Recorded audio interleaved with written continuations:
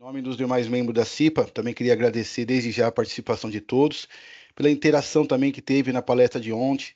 Eu, particularmente, recebi bastante feedback bem positivo, que gerou ainda mais expectativa para o bate-papo de hoje, né? Temos certeza aí que a Mayra tem muito a compartilhar conosco, né? O tema ainda dentro da educação financeira é o organizar o hoje para aproveitar amanhã. Então a expectativa é bem grande, né? No pouco tempo de ontem, foi bem produtivo. Eu sei que tenho certeza que o povo está bem animado para continuidade no assunto de hoje. Então, Maíra, vou passar a palavra para você. Fica à vontade aí para compartilhar o teu conteúdo e dar início na apresentação. Uma boa palestra. Boa tarde, obrigada por me receberem novamente. Gostei muito de ter estado com vocês ontem, de poder estar aqui de novo, trazendo mais uma camadinha do planejamento financeiro, que tem tantas, né? Mas a gente está falando das duas que são as que trazem mais relação com o nosso dia a dia, que é a organização financeira, né? Para fins de dia a dia, e olhar para o futuro, né? Olhar para o que a gente quer que está além do que cabe no nosso orçamento do mês. Então, já vou compartilhar aqui para a gente.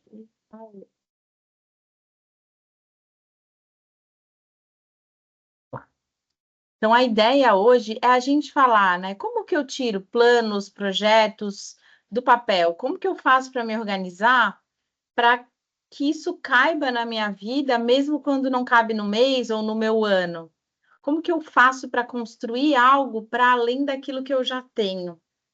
Né? E como que eu faço isso com segurança e responsabilidade? Esses são os principais pontos de hoje. Aqui hoje não tem tanta coisa prática quanto tinha ontem, mas eu ainda assim vou promover algumas reflexões que quem quiser anotar em algum lugar acho que é legal. Eu vou compartilhar o PDF com vocês, mas de qualquer forma, às vezes surge uma coisinha ou outra durante a palestra, a reunião, que vale a pena anotar para não se perder, né, nessa construção. Então, conteúdo, né? Para que a gente quer esse dinheiro? No mundo dos investimentos, tem muita sigla, muito nomezinho que a gente muitas vezes não sabe nem o que significa e como que aquilo impacta a nossa vida. Eu vou fazer uma passagem rápida por alguns dos principais conceitos do mundo financeiro e como minimizar os riscos, né? Como fazer tudo isso com uma certa segurança. Eu sou a Maria, como já me apresentei ontem, né? Eu já ajudei mais de 200 pessoas nessa caminhada do planejamento financeiro pessoal. Eu venho de uma série de outras atividades profissionais, eu já me envolvi com projetos na área da educação, na área de sistemas, tenho formação em diversas áreas também, mas dentro do planejamento financeiro, onde foi que eu achei que a caminhada estava mais gostosinha, porque me oportunizava estar com pessoas de diferentes lugares, diferentes momentos de vida, em diferentes profissões, né? E isso me brilha os olhos muito até hoje, assim, e eu gosto muito de estar tanto falando sobre planejamento financeiro num grupo, como é o caso aqui hoje, como no individual, como no 1 a 1 nos atendimentos. E a gente começa pensando, dinheiro para quê? Para que eu quero dinheiro? Se vocês pensassem as primeiras coisas que vêm aí na cabeça de vocês, como que essa pergunta chega aí, né? Para que eu quero dinheiro? Que eu quero fazer nos próximos meses? O que eu quero fazer daqui a 5 anos? E quando que eu pretendo me aposentar? Né? Porque esses são algumas das perguntas que a gente busca responder quando a gente começa a pensar, beleza, eu preciso começar a me organizar, seja para comprar uma casa, que é algo que não cabe no meu orçamento do mês, seja para comprar um carro, viajar com a família, enfim, tem uma infinidade de coisas. Às vezes eu quero fazer um curso, que esse curso é muito caro e ele não cabe no meu orçamento, e que eu preciso, de alguma forma, começar a olhar para isso, porque senão a vida vai passando e o futuro ele chega, e aqueles 5 anos que pareciam muito distante, quando eu olho para trás, eu penso, puxa, se eu tivesse começado lá atrás, né? E a gente vive muito num estado em dia, se eu tivesse começado antes, ou se eu tivesse me organizado antes. E não dá para a gente voltar no tempo, né? Então, quanto antes a gente começar a se organizar, mais fácil vai ser, menos pesado vai ser. até para a questão de aposentadoria mesmo, né? Então, pensar para que eu quero dinheiro e quando que eu quero usufruir daquilo. O que eu quero, para quando eu quero e quanto vai custar. Essa é a base das 3 perguntinhas que eu gostaria que vocês tentassem responder, né? Não vai ser agora, não vou dar tempo de ter essa pausa, para que, a partir daí, os outros conceitos que eu vou trazer consigam ser úteis, né? Então, beleza, o que eu quero? Vamos jogar uma coisa aqui. Eu quero comprar um imóvel daqui a 3 anos. Eu posso financiar esse imóvel? Eu posso. Eu consigo financiar ele inteiro? Provavelmente não, né? As regras mudam, mas enfim, eu tenho que ter um dinheiro pelo menos para uma entrada. Quanto que eu preciso ter de entrada? Né? Beleza, por mais que eu vá fazer um financiamento imobiliário, eu preciso ter essa entrada, então eu preciso começar a guardar dinheiro para essa entrada. Se eu não consigo hoje guardar dinheiro para essa entrada, será que eu vou conseguir ter dinheiro para pagar um financiamento lá na frente? A mesma coisa um carro, né? Hoje a grande maioria dos carros é financiados 100%. Será que eu quero assumir uma dívida ou eu consigo esperar um pouquinho, me organizar, guardar esse dinheiro para fazer isso lá na frente? E para além dessas coisas que a gente tem vontade, que a gente quer construir, que a gente quer vivenciar, tem outros 2 pontos muito importantes quando a gente pensa no planejamento financeiro que é saudável, que para de pé e que me diminui no máximo as dores de cabeça com dinheiro, né? Que é a reserva de segurança, ou chamada mais tradicionalmente como reserva de emergência, e um plano de aposentadoria. Né? Ontem alguém trouxe essa questão do plano de previdência complementar, né? A gente não vai conseguir entrar em todos os tipos de produtos que existem nesse sentido, mas a gente vai falar um pouquinho sobre produtos financeiros que atendem também essa necessidade, né? Mas de uma forma educativa para vocês terem ciência do que tem e como escolher no mercado. A reserva de emergência, o que ela é?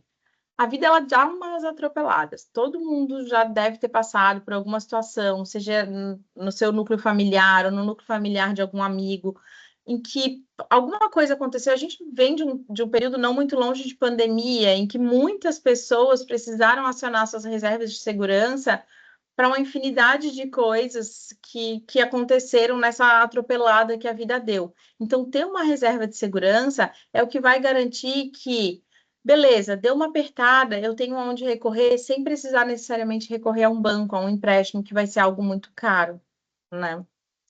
Seguinte. Vamos colocar um pouquinho no papel, né? O que eu quero para quando eu quero e quanto vai custar. Eu falei que a gente não vai ter esse tempo, mas eu vou deixar esse slide aqui para ajudar a guiar vocês na hora que vocês estiverem fazendo essa atividade, né? Tenta sentar e fazer realmente essa atividade. Eu não sei se todas as pessoas que estavam aqui hoje estavam ontem, mas ontem eu falei, né, de reservar semanalmente um momentinho de 15 a 30 minutos e uma vez por mês um períodozinho um pouquinho maior para parar e olhar para o financeiro. Então, nesse momento que eu sentar, fazer isso também. O que eu quero, para quando eu quero e quanto que isso vai me custar. E uma coisa que eu queria adicionar aqui, que eu não falei ontem, é assim, transformar desse momento um momento agradável. Então, por exemplo, assim, se eu não gosto de olhar para dinheiro, se eu acho isso chato, eu não vou fazer isso quando eu estou cansada, quando eu estou estressada, quando alguma coisa meio saiu do controle. Eu vou fazer isso num momento gostoso. Quando eu tenho sei lá, se eu gosto de tomar alguma coisa, tipo, se eu tomar um chá, eu vou tomar um chá, eu vou fazer aquilo, eu vou tomar um café, eu vou tomar um vinho. Mas a ideia é que eu transforme, sei lá, põe uma música gostosa no fundo, um ambiente acalmo, que traga um momento realmente de certo prazer ao fazer aquilo, associar a coisas boas, né? Porque o dinheiro vai fazer a gente alcançar as coisas que a gente tem vontade. E daí, quando eu começo a desenhar essa parte, eu volto e eu olho para o meu orçamento hoje. Guardar para essa minha vontade, para esse meu sonho lá da frente, cabe? Se não cabe, que mudanças que eu posso fazer no meu consumo, no meu dia a dia, para conseguir guardar esse montante necessário? Às vezes, mesmo com as mudanças viáveis, eu não vou conseguir guardar o tanto que eu gostaria. Mas o que eu posso fazer? Eu posso postergar um pouquinho aquele sonho, ao invés de entrar numa dívida e antecipar o que eu quero, porque daí sim vai sair mais caro, né? Daí sim vai não caber e ter outras consequências para frente. Então, segurar um pouquinho, a viagem que eu queria fazer ano que vem, talvez não vai dar, ou o imóvel que eu queria adquirir ano que vem, talvez eu vou precisar de um pouquinho mais de tempo. E assim a gente vai medindo e consegue analisar para tomar escolhas melhores, tomar decisões melhores, fazer escolhas melhores dentro do que é possível no meu orçamento, para a minha realidade, que de cada um é diferente. De novo, se quiserem me interromper a qualquer momento, tirar dúvida, a gente vai ter um momentinho lá no final, mas fiquem à vontade, que às vezes a coisa vem na cabeça, é só sinalizar que eu paro para vocês falarem. E vamos falar um pouquinho, então, sobre investimentos, que é o caminho para a gente chegar lá. Eu gosto muito dessa frase do Eduardo Amuri, que é: o ato de investir se faz necessário porque muitos dos nossos desejos não cabem no nosso fluxo mensal. E isso faz a gente ter que olhar para uma parcela da nossa vida que a gente quase não entra em contato, que é a parcela do futuro, né? O que lá na frente. Não que a gente vai viver só pensando no futuro, mas a chance dele chegar é muito grande. Então a gente tem que olhar para ele também, porque quando ele chega, a gente não está desamparado. Dentro do mundo dos investimentos, a gente tem dois grandes grupos que a gente considera a renda fixa e a renda variável. A renda fixa não é porque ela é fixa e eu vou saber exatamente quanto eu vou ganhar num determinado momento. Ela é renda fixa porque ela tem um indicador ali que rege o caminho que ela vai seguir. E a renda fixa ela é o mercado de crédito. O que significa ser um mercado de crédito? Significa que quando eu compro um título de renda fixa ou quando eu faço um investimento de renda fixa, eu estou emprestando dinheiro para alguém. Normalmente eu empresto dinheiro para quem? Nesses investimentos? Nos bancos. Então, quando eu coloco meu dinheiro na poupança, para onde que está indo? O que que meu dinheiro está subsidiando? Eu estou emprestando dinheiro para aquele banco, para aquela instituição financeira, pegar aquele dinheiro, trabalhar com ele, emprestando para outras pessoas. A poupança tem uma regra que 90% do dinheiro da poupança ele tem que o banco emprestar para fins imobiliários. Então, vai ser para financiamento imobiliário, para outras coisas. Poupança rende pouquinho, né? Todo mundo sabe disso. E a taxa de juros do financiamento imobiliário ela é maior que a poupança. Então, essa diferença é onde o banco ganha dinheiro. E assim vai ser com os outros títulos emitidos por banco também. Então, a poupança é essa característica, é um investimento. Ele não tem imposto de renda, né, descontado dele, mas ele é um investimento que rende muito pouquinho. Quando a nossa taxa Selic está abaixo de 8% ao ano, a poupança ela vai render 70% da taxa Selic. Quando a nossa taxa Selic está a mais de 8%, que é o caso que a gente está agora, a poupança ela vai render só 70% da Selic. Então, ele não vai ser um dos melhores investimentos na renda fixa em termos de rentabilidade. Ele costuma ser bem seguro, né? A gente teve um evento no país que a poupança foi confiscada, quem tem mais idade vai lembrar disso, mas que hoje já existem regulamentações e previne isso de acontecer novamente. Logo após a poupança, a gente tem o que a gente chama de investimento de risco absoluto, que são risco quase igual a zero, né? É o menor risco dentro do nosso país que a gente tem hoje. Tem outras implicações, não vou entrar aqui nas discussões muito detalhadas das outras implicações disso, mas que é os títulos do Tesouro Direto. O Tesouro Direto foi uma forma que o Tesouro Nacional fez para que as pessoas físicas pudessem emprestar dinheiro para o governo para que isso seja reutilizado em infraestrutura a título de um pagamento de juros. Antigamente, isso não era aberto ao público, pessoa física. Só instituições financeiras, grandes empresas conseguiam fazer esses aportes de títulos do Tesouro Direto. Por que ele é o menor risco possível? Porque é justamente isso que eu estava falando, assim, quem são os grandes investidores do Tesouro não é a gente como pessoa física, são os grandes bancos, as instituições financeiras, a grande maioria dos fundos de investimento que tenha uma parcela em renda fixa vai ter títulos do Tesouro, e isso faz com que tenha uma certa proteção, que antes da pessoa física quebrar, todo mundo antes, né, vai ter quebrado, ou seja, existe um equilíbrio, uma certa proteção acerca disso. Dentro dos títulos do Tesouro Direto, existem vários títulos, né?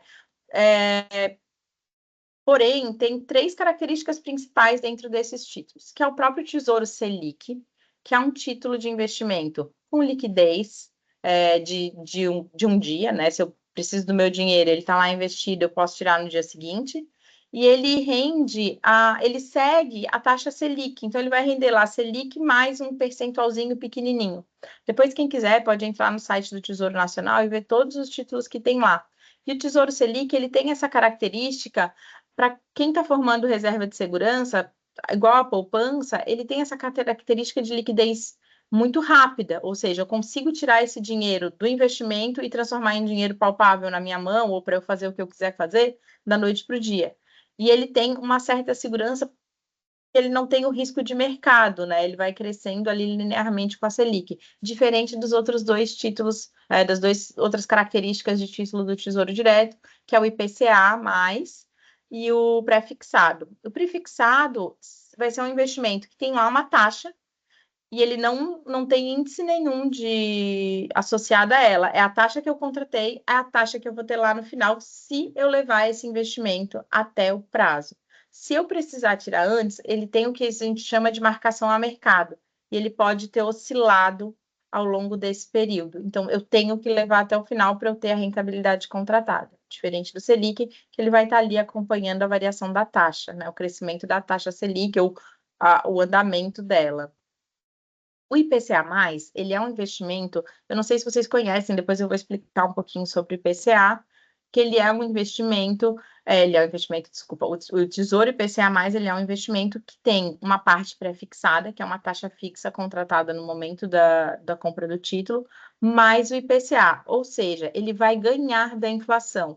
Eles costumam ser investimentos de prazo um pouquinho mais longo, assim como o pré-fixado, mas no IPCA+, eu vou garantir que o meu dinheiro vai ganhar da inflação, né? Ou seja, quando eu penso em aposentadoria, em investimentos para mais de 5 anos, eu tenho que pensar que a gente vive num mercado de um país que tem um processo inflacionário. O que eu comprava hoje com R$ 100, ontem com R$ 100, hoje eu já não compro mais. Então, a gente tem que proteger, de alguma forma, o nosso dinheiro da inflação. E o IPCA, os títulos atrelados ao IPCA são boas opções, principalmente pensando no longo prazo.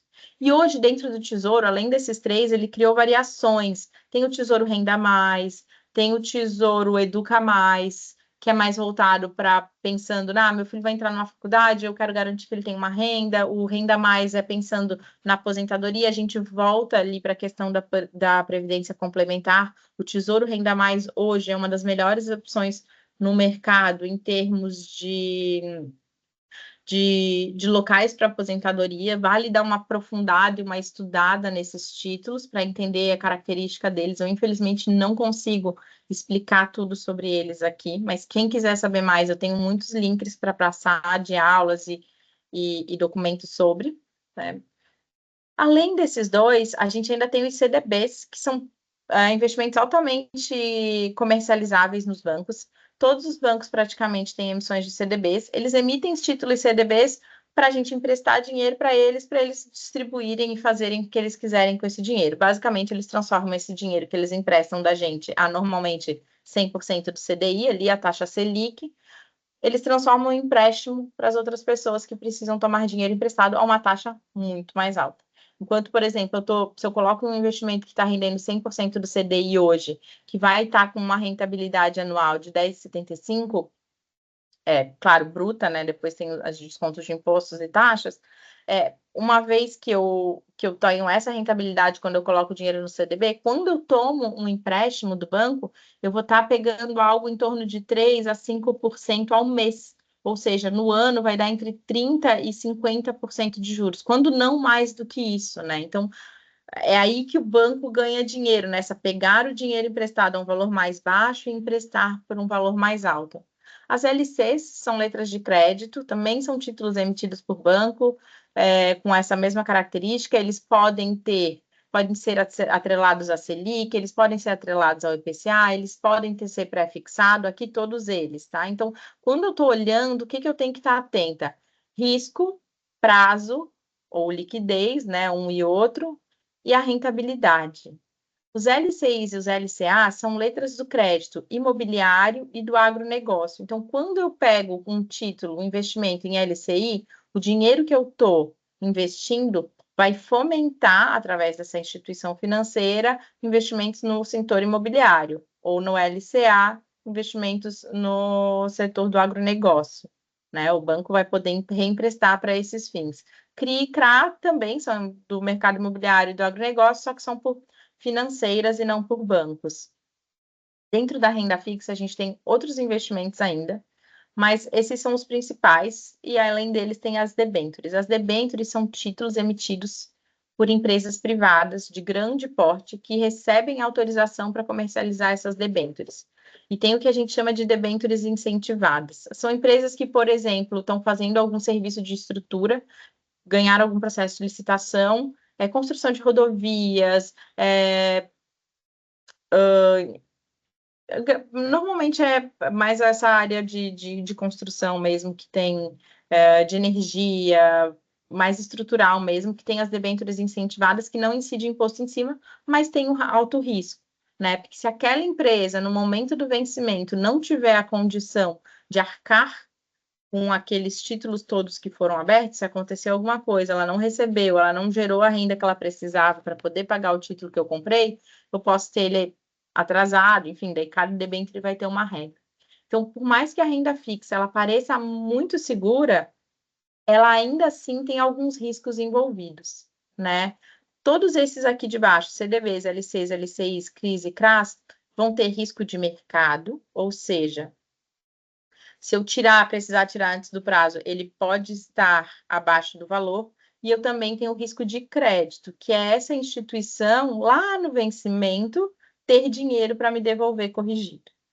Tá? Então, eu tenho que estar muito atenta. Quem é o emissor desse título? De que forma ele vai me pagar?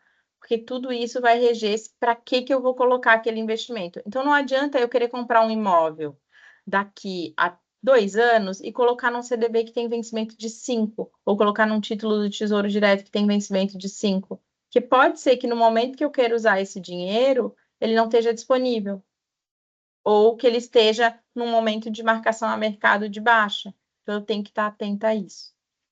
Na renda variável, tem uma complexidade ainda maior, porque ele é um processo de compra. Quando eu entro na renda variável, eu estou me associando a algo, eu estou comprando uma fraçãozinha de uma empresa, quando eu compro ações, quando eu compro fundos imobiliários, eu compro uma fração de um fundo, eu passo a participar de um fundo que tem investimentos no mercado imobiliário, às vezes são de imóveis mesmo, aquele fundo é dono de imóveis e ganha dinheiro através do aluguel, ou do repasse, ou de revenda, enfim, mas é de mercado imobiliário, ou ainda através da compra desses títulos aqui, CRIs, LCIs, que a gente mesmo pode fazer por conta, né? Então, eu compro uma fração de um fundo quando eu compro um fundo, um pedaço dele. Os fundos multimercados ou os fundos de ações são grupos, né? Como se fosse um condomínio, em que lá dentro tem uma série de investimentos que tem um administrador, um gestor que faz aquilo girar, ele gere aquilo e faz girar aquele dinheiro ali dentro, e eu tenho uma parte daquilo. Esses fundos aqui, que eu coloquei, fundo multimercado, fundo de ações, eles têm uma gestão ativa, né? Tem alguém lá que está fazendo compras de papéis, de títulos, do que quer que seja, que aquele fundo, então eu tenho que olhar sempre, né, a lâmina do fundo para entender aonde que meu dinheiro está sendo investido. Vai ter alguém gerindo isso e ela vai ser comissionada por isso. Então, eu tenho uma taxa de administração, uma taxa de aporte, enfim, pode ter alguns grupos de taxas e impostos associados. As ETFs, elas são fundos de administração mais passiva. Eles seguem um índice. Então, por exemplo, assim, a gente vai ver alguns índices ali, mas quais são alguns índices que as ETFs seguem? O Ibovespa, o S&P 500, algumas outras bolsas externas, a própria inflação. Então, ele vai replicar através dessa compra de papéis algum outro tipo de indicador. Né? Renda variável exige um aprofundamento e um entendimento muito maior para qualquer um desses investimentos. Então, eu começo na renda fixa, eu começo a entender o que são esses títulos, quais são os mais seguros, o que está alinhado com o que eu preciso fazer, né? Que a gente viu aqui, prazo, tudo mais, para daí depois eu ir me aprofundando na renda variável. E eu não fico na mão de algum outro profissional que só vai me dizer o que fazer. Por exemplo, se eu já tenho um certo dinheiro guardado numa corretora, comece a entrar em contato comigo os assistentes de investimentos, analistas de investimento.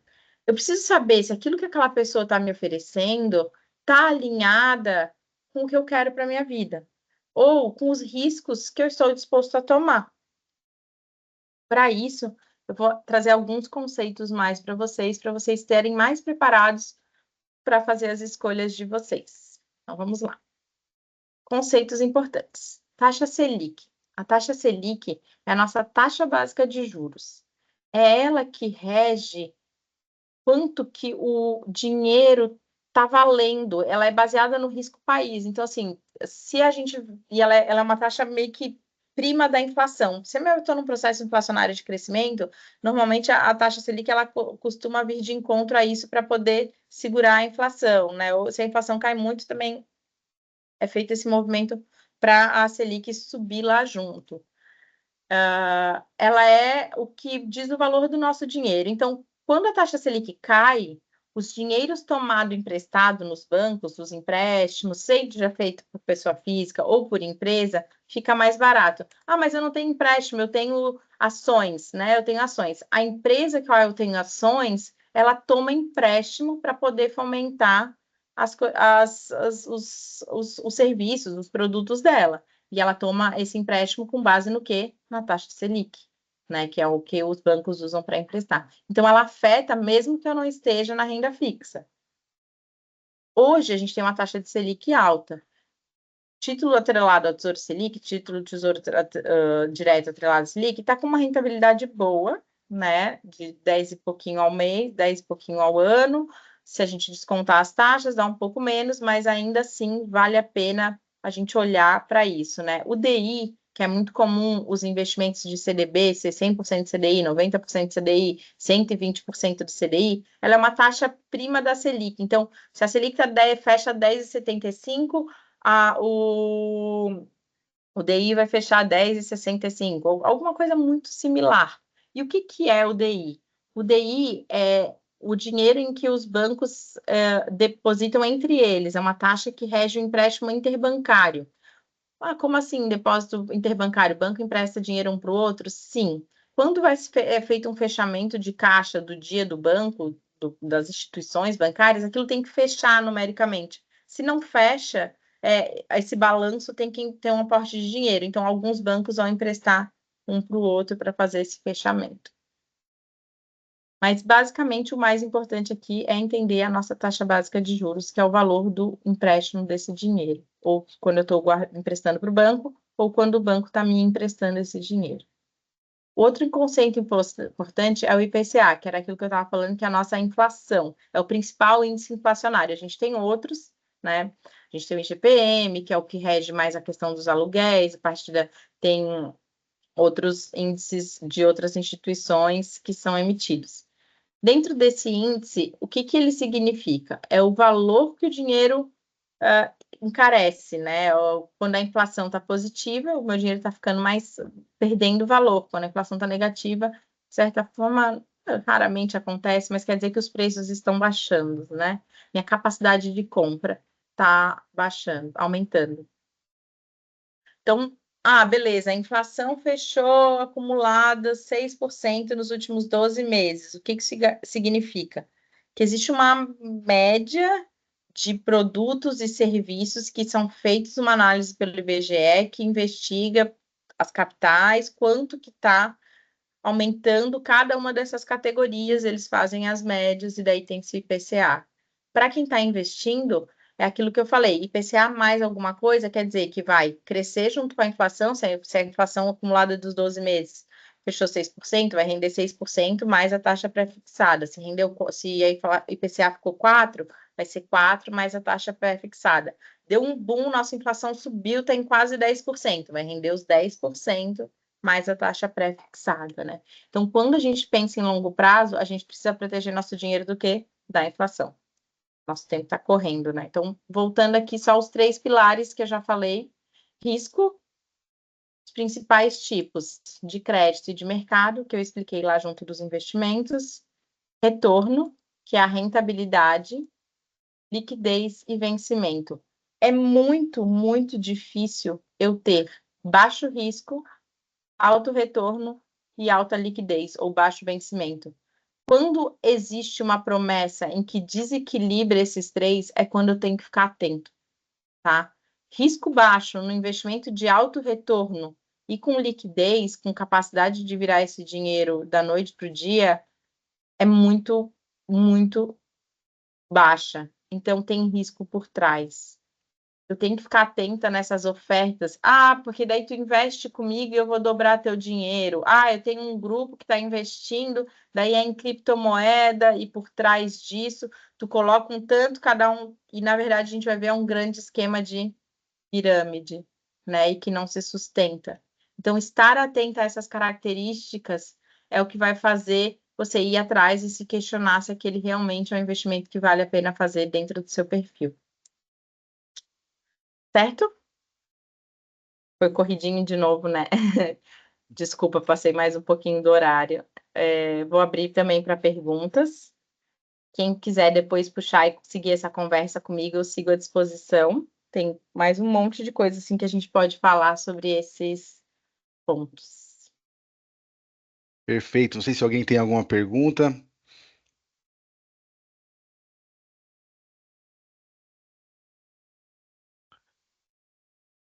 Bom, Maria, como você mesmo falou, né? Realmente a nossa agenda é bem apertada, né? Mas queria agradecer mais uma vez que, apesar do pouco tempo, você conseguiu passar com muita propriedade, dicas valiosas. A interação interna aqui com alguns colegas de ontem foi muito positivo. Agradecer mesmo aí pela dinâmica, pelo compartilhamento desse conteúdo aí, que é bem importante para todo mundo, né? Eu estou Não vendo sei. aqui uma mensagem do Luciano que está Isso. falando que Isso. pensando em aposentadoria, o melhor. Eu não sei se é uma pergunta porque não está em forma de pergunta. Não necessariamente um VGBL vai ser a melhor opção, tá? Existe essa característica, né, do IR ser decrescente, também vai depender, porque ele pode ser ou não progressivo, existe a progressiva e a regressiva, então tem que ver quando você está contratando, não é porque é VGBL que ela é progressiva.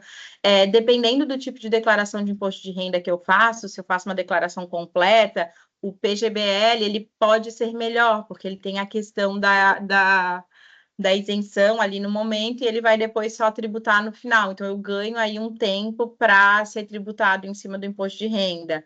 Tem uma série de análises que a gente tem que fazer antes de bater o martelo e falar assim, não, o VGBL é o melhor, mas qual o VGBL? Em qual VGBL vai estar... Existem mais de, sei lá, 500, 600 tipos de VGBL no país. Em qual fundo que está sendo investido? O que está por trás desse fundo? Eu estou com maior exposição à renda fixa ou à renda variável, né? Se eu pego esse fundo ao longo do tempo num comparador de fundo, porque o VGBL ele nada mais é do que um dinheiro investido num fundo com característica previdenciária. Como que ele está oscilando? Ele está acima ou abaixo das taxas? Então, ainda as opções do Tesouro Direto tendem a ser melhores, tá? Eles tendem a ser títulos com um pouquinho mais de assertividade, mas isso não quer dizer que a gente só vai ter um tipo de investimento.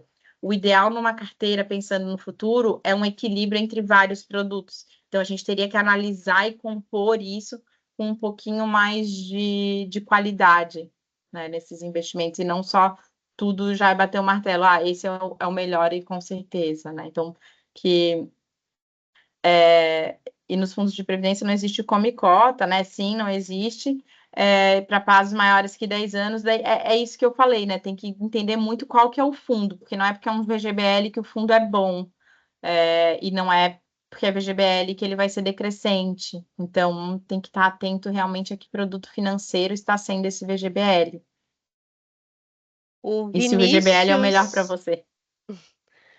Maria, o nosso colega, o Vinícius Brandão, havia levantado a mão para fazer uma pergunta. Depois que você abaixou, você tem alguma pergunta, Vinícius, para fazer aí para gente?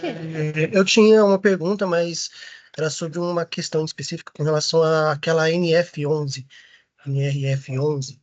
que é uma carteira diversificada, que todo mundo geralmente fala dentro da internet, etc., mas que eu não vejo muita visibilidade com relação a isso.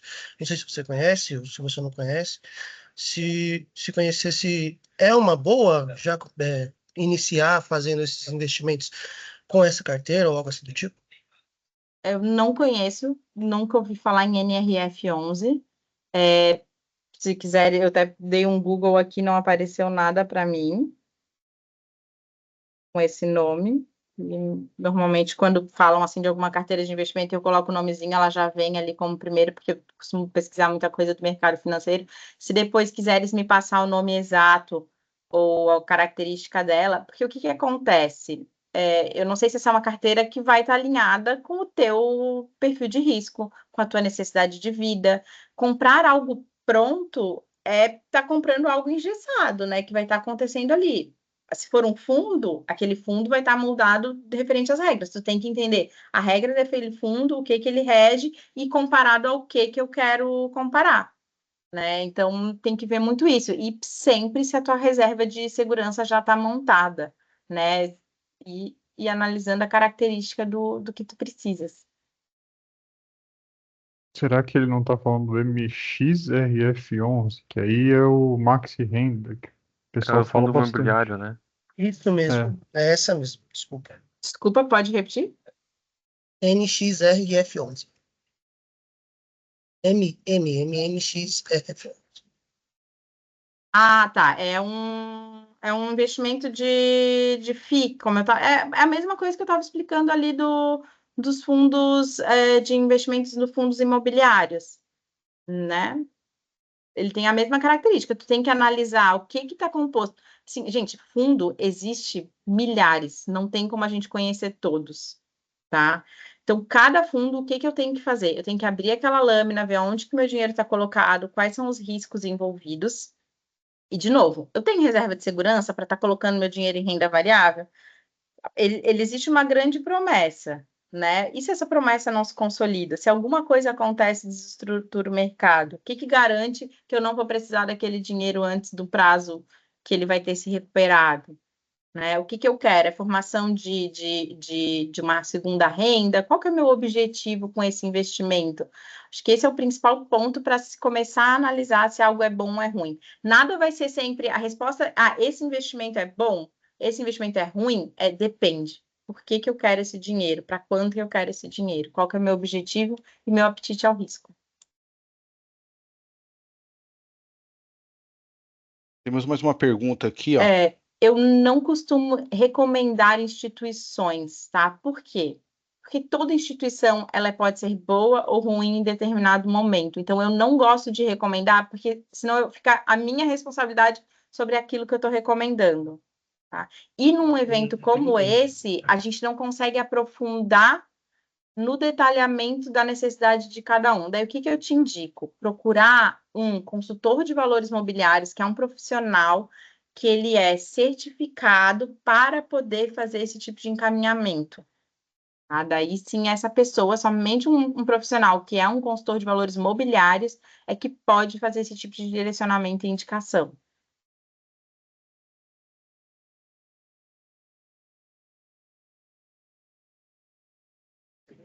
Isso, então, ele é um Certo, muito fundo, né, obrigado, ali. Maria. Oi? Tá certo, muito obrigado, viu? Nada. Mais alguma pergunta? Agora fechou. Não sei se a Fabíola tem algo algum adicional, alguma outra informação. Fabíola, podemos encerrar? Desculpe, deixa. Não, eu acho que seria isso, né? Agradecer a Mariá, o contato da Mariá, para quem quiser, né, se aprofundar e tiver mais alguma dúvida pontual que não quis colocar e dividir aqui conosco, né? Os contatos dela seguem aí na tela. A gente vai deixar disponibilizado também os teus contatos, Mariá, né? E agradecer mais uma vez, né?